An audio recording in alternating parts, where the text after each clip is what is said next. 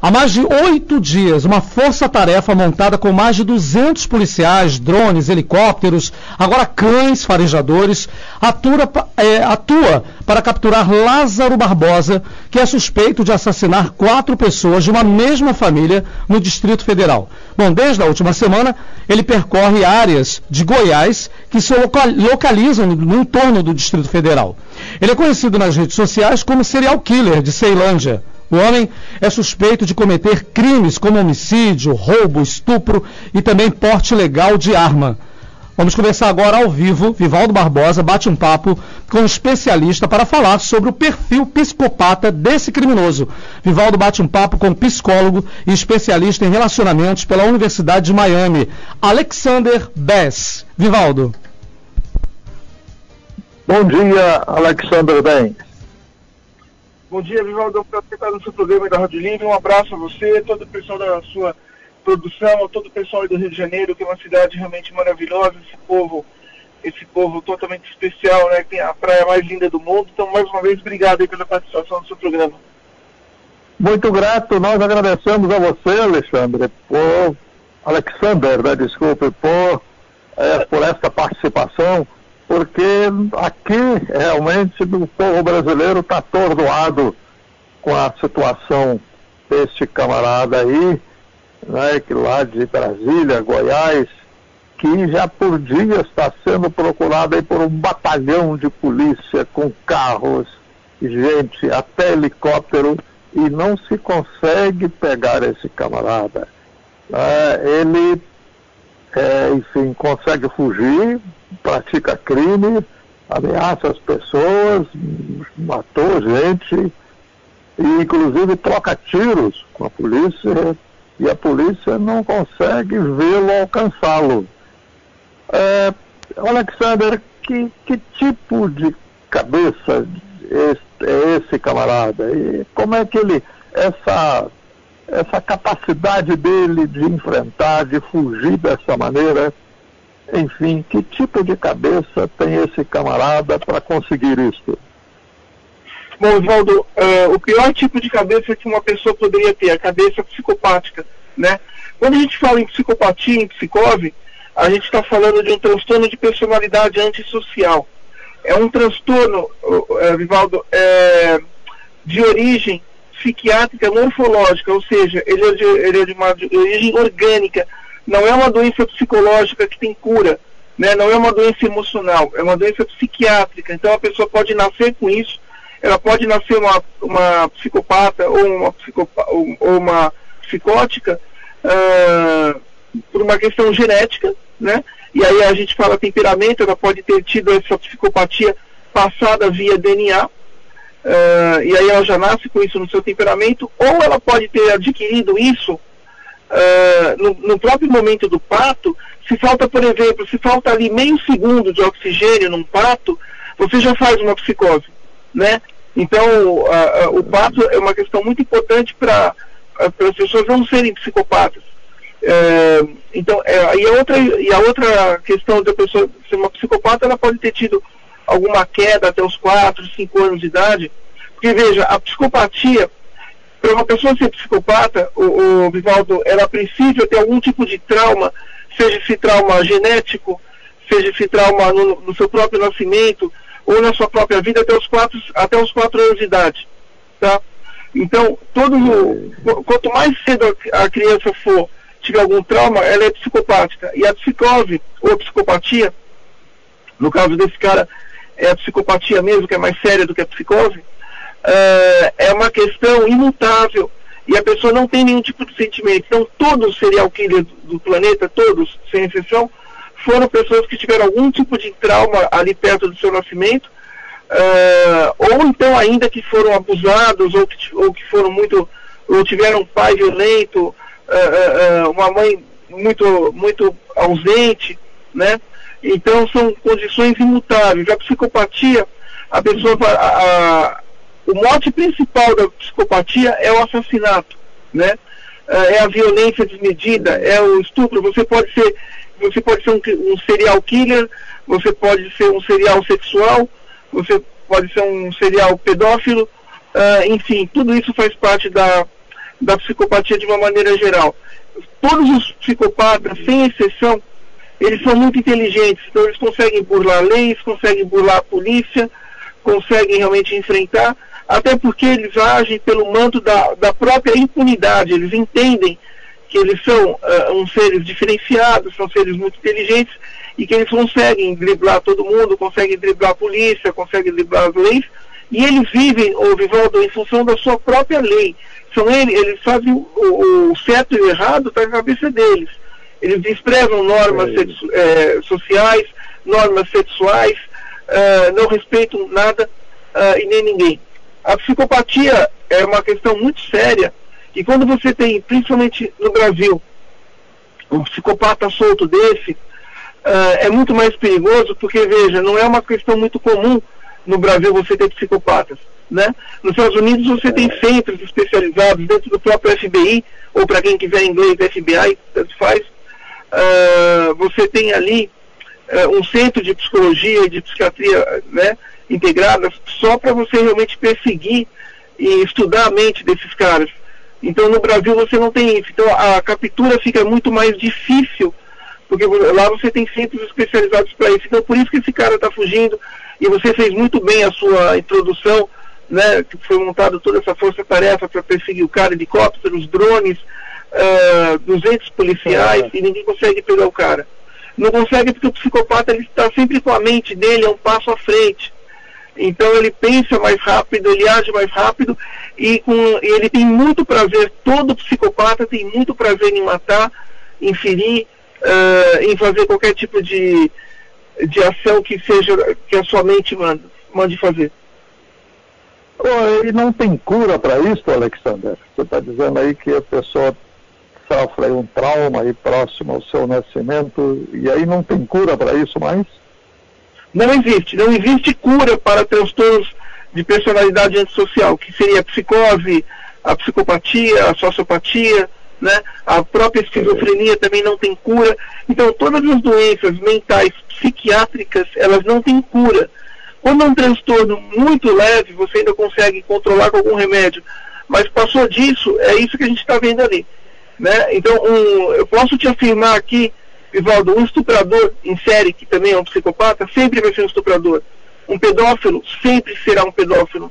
Um assassino sempre será um assassino. Não muda, isso não se muda. Não tem como mudar, porque faz parte da constituição dele. É como você querer, por exemplo, que uma pessoa não tenha intestino, né? Ou como ela não tem um fígado, ou como ela não tem um outro órgão. Então é a mesma situação. A situação que a psicopatia é uma doença muito perigosa, porque é uma doença progressiva. Então ela vai progredindo, e o MO dele, né, que seria os modus operandi, ele sempre tende a piorar. Então o serial killer, ele é um tipo de sujeito que a sua mente humana, ela simplesmente vai piorando, e sempre por uma questão negativa para a sociedade, mas positiva para o sujeito, porque ele não veja. Agora, é importante mencionar que não existe empatia de serial killers, nenhum. Se você for estudar os grandes serial killers do mundo, Ted Bundy, Joanne Gacy, o assassino BTK, quer dizer, eu posso te dar uma lista aqui interminável de ações e de psicopatas, mas a gente não vai ter tempo para isso. Todos eles evoluíram nas suas ações, né, ou até mudaram realmente o seu modo de agir, entendendo que eles estavam se aperfeiçoando. Então, o mote principal de um serial killer é o aperfeiçoamento assassino. Isso é importante. Então, voltando à sua pergunta, não existe cura, né? Não tem cura. Por isso que nos Estados Unidos, para serial killers, a pena é pena de morte ou prisão perpétua, dependendo do tipo de assassinato e do tipo de assassinatos que foram ali cometidos. A cura inexistente. Pessoas assim, Alexander, têm que ser isoladas, né? Não podem ter convivência, né? Agora, qual é a lógica, se uma pessoa é doente, de aplicar pena, inclusive pena de morte, né? Sim, a lógica é porque outras pessoas... Sim, muito bem, muito boa sua pergunta. Veja, Vivaldo, o meu estudo inteiro, as minhas especializações eu fiz inteira nos Estados Unidos, né? Eu morei 2 anos na Flórida, morei 2 anos na Califórnia, estados que têm pena de morte e funcionam a pena de morte. O ano passado na Flórida foram mortas 15 pessoas, todas psicopatas ou psicopáticas, na Flórida pela pena de morte. Na Califórnia acho que foram umas 6 ou 7, se eu não me engano. A lógica ela é muito bem aplicável, especialmente para que outras pessoas não sofram mais. Por quê? Porque é um transtorno que não vai mudar, você entende? Então, o Brasil está muito defasado na questão de leis punitivas para criminosos. Então, a lei para esse tipo de cara, ela tem que ser severa, é o que você falou, isolamento. Isso também poderia, no Brasil, ter uma prisão perpétua, pelo menos, né? Então, a gente sabe como é que a mente de um serial killer funciona. Inclusive, eu estou fazendo uma coleção, se você me permite aqui mencionar, eu estou chamando de coleção Monstros Urbanos. É uma coleção extensa, com dados reais de todo. Eu estou fazendo uma coletânea de psicopatas, de assassinos e de pedófilos, volume 1, 2 e 3, onde eu relato como é que funciona a mente desses caras, dissecando a mente e quais foram os maiores assassinos, os maiores pedófilos, os maiores estupradores, inclusive com possibilidade de entrevistar ainda alguns que estão vivos ainda em prisões norte-americanas. Então veja, a pena de morte ela é aplicada nos Estados Unidos para que o sujeito não cometa mais crimes. Por exemplo, John Wayne Gacy, quando morreu, ele mencionou ali antes da sua execução que ele gostaria de ter mais tempo de vida para matar mais pessoas, né? Ted Bundy, que foi o maior psicopata americano e o mais famoso, porque o cara era um advogado, tinha um Mercedes conversível, tinha um Fusca conversível, era galanteador, porque o psicopata ele age pela sedução também, alguns, outros não. Ele falou, que bom que estão me matando, porque eu não ia conseguir parar de matar as garotas. Então é isso que passa na mente do serial killer. Então a sua resposta é existe a pena de morte nos Estados Unidos. Mas desculpe, mas há uma coisa muito tremenda e terrível nessa lógica, porque se a pessoa é possuidora dessa doença, visível aí nesses casos que você citou, né, é uma coisa visível, impõe-se o isolamento dessa pessoa. Agora, sim, não, entendi, mas veja, é que a Constituição americana... Sim, até eu tenho dificuldade de chamar isso de prisão, porque prisão é para pena, né? O isolamento, sim, a forma aí que se encontra para isolar essa pessoa não pode ter convívio. Agora, matar como lógica, como resposta a uma... Olha, não, eu entendi o que você falou. O problema é que eu acho assim, Migueldo, veja, o serial killer, eu estudo profundamente a psicose, né? O serial killer não tem pena dos outros, ele mata um pai de família, ele vai matar outro, ele vai matar outro. Então, a Constituição americana entende que esse sujeito não tem que ficar mais na sociedade, né?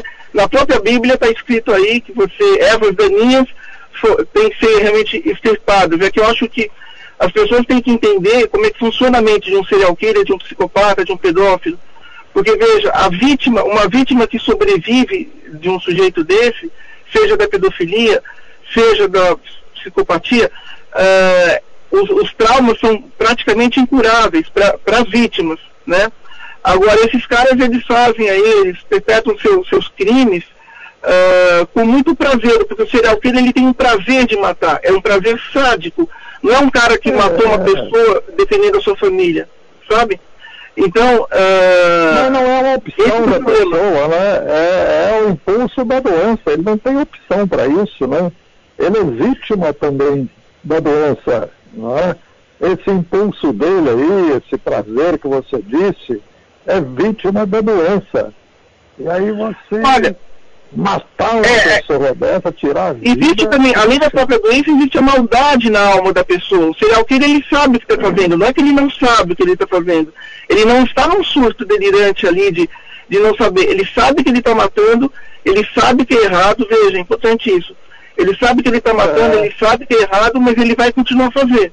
Porque ele tem essa constituição... Ele tem que ser isolado, né? Ele não pode... Exatamente. E você falou uma coisa importante, porque todos serial killers, todos, sem exceção, todos, no mundo, eles são pessoas que eles já se auto-isolam, só que eles se auto-isolam para pensar no seu próprio crime.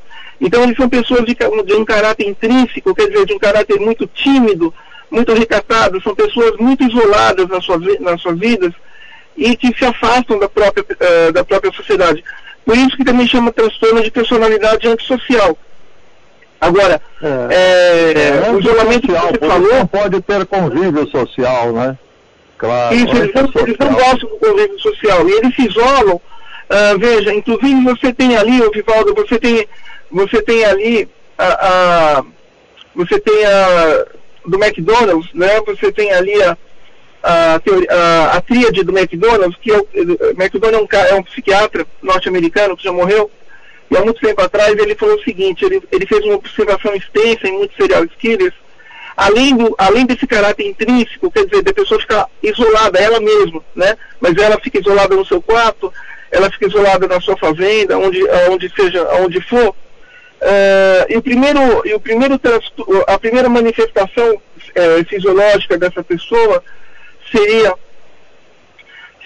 ali uma enurese noturna, quer dizer, a pessoa faz ela urina na cama à noite, né?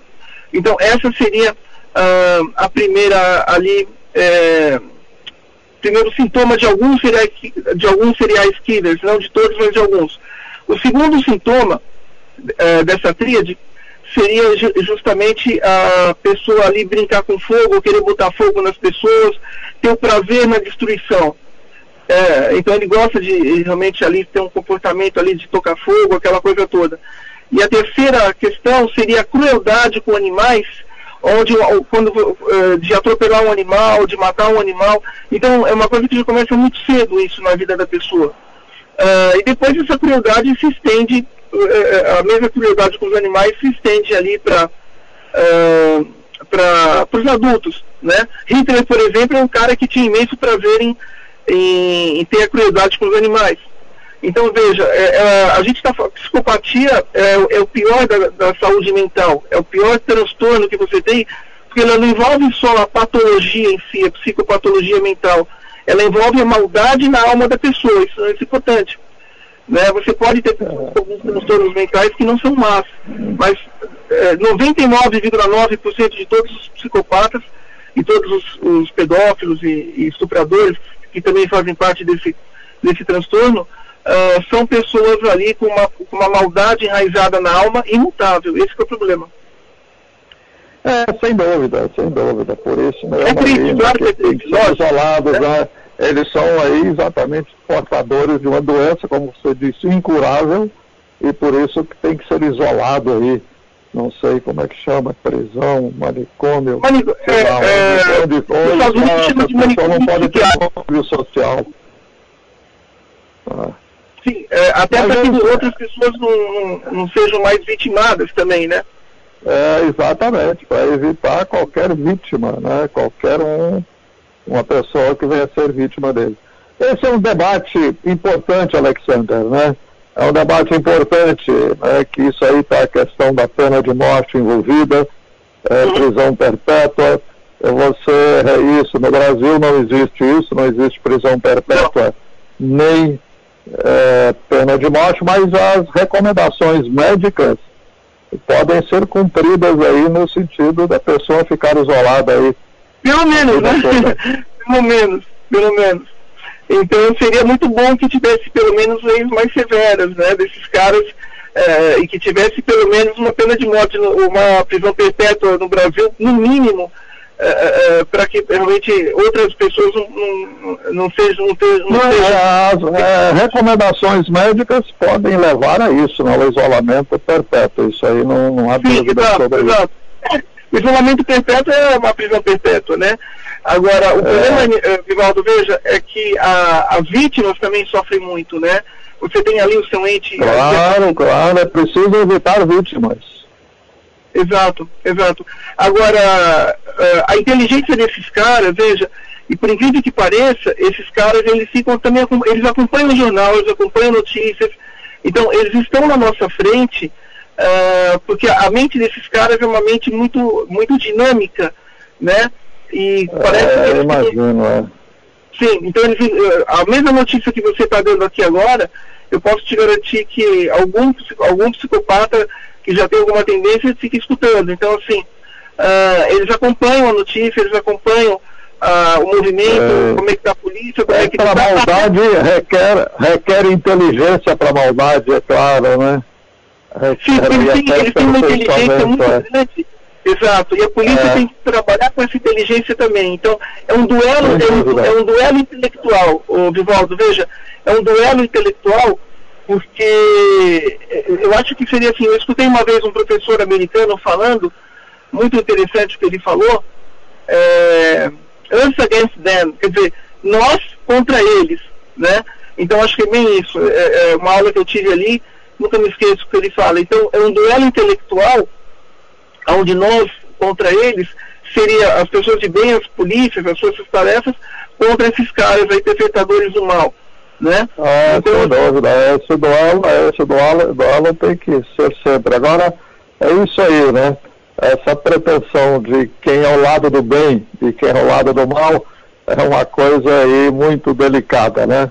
Muito delicada, muito delicada. Esse debate é extenso, Alexandre, eu agradeço a você muito aí. Nós já estamos caminhando aqui para o final do nosso tempo, da nossa entrevista. Eu agradeço a você contribuiu bem aí, muito lucidamente para esse debate. É um debate intenso, certamente que ele continua e nos ajudou aí a entender por que esse camarada lá de Brasília, Goiás, ainda não foi pego, né? Esse está sendo um drama aqui do povo brasileiro que acompanha até meio estarrecido porque esse camarada não foi pego até agora. Agradeço muito, Alexandre, a sua participação conosco e vamos voltar a conversar em breve. Vivaldo, um grande abraço a você, toda a sua produção, mais uma vez obrigado pela entrevista e eu espero que a polícia em breve consiga realmente capturar esse cara para que mais vítimas não sejam ali feitas. Perfeito. Grande abraço, Alexandre. Até a próxima oportunidade. Tenha um bom dia. Obrigado.